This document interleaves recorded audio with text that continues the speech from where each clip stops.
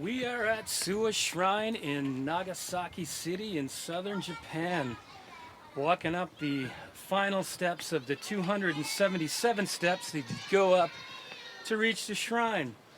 Now, the shrine itself was established in 1614, and this came at a time where Japan had just really finished unifying, finally under the Tokugawa Shogunate.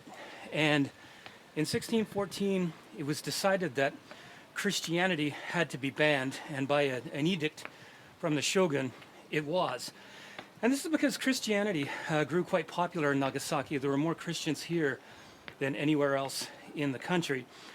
And a lot of the Buddhist temples and Shinto shrines had been destroyed and burned down. So this is kind of a story of religious conflict, really, and maybe, government power, right?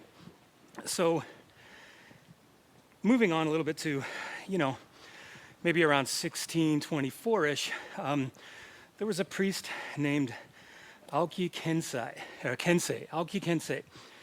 and he was a Shinto zealot, and he wanted to see the resurgence of Shinto, and he was granted permission to really promote the shrine, and it was built even bigger and used as a centerpiece to the community, because they felt if they were going to limit the influence of Christianity, there had to be some kind of centerpiece to the community that people could go to.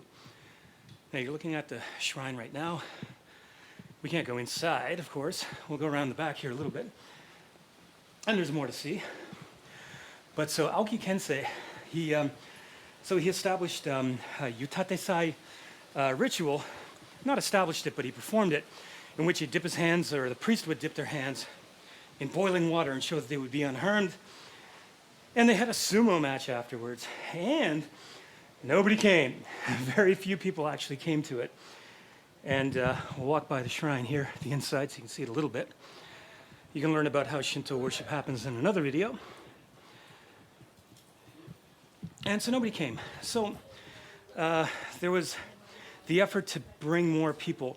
The shogun eventually had declared that this was an important shrine, a middle shrine in the country, but albeit an important one, and declared that there will be a No festival here.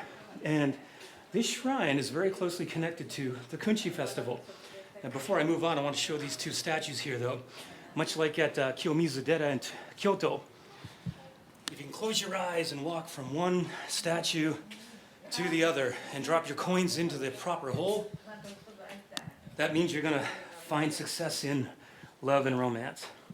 We'll walk up into the back of the shrine here. So little by little, the shrine did kind of grow in popularity.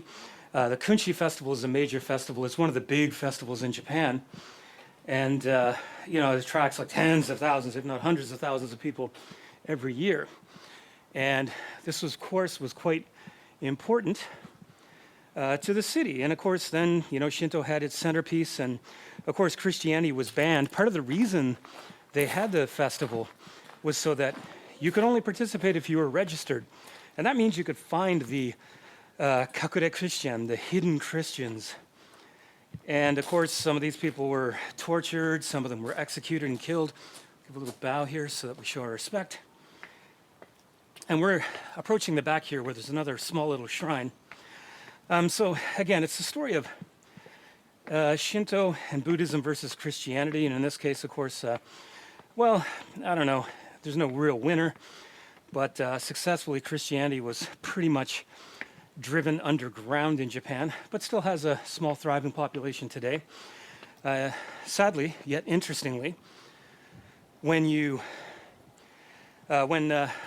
Nagasaki was bombed in 1945, here, because of the location, sheltered by the mountain, Suwa Shrine actually survived the atomic bombing of the city, whereas Urakami Cathedral, an important symbol to Christians, and by the time of the war had been revived, it was obliterated. Part of the facade remained, but of course, Shinto believers, very strong believers, said, hey, look, the imported God didn't save us from an atomic bomb, or at least a place of worship, but our kami, our native local gods, did. And that's a little bit about Suwa Shrine and Christianity in Japan.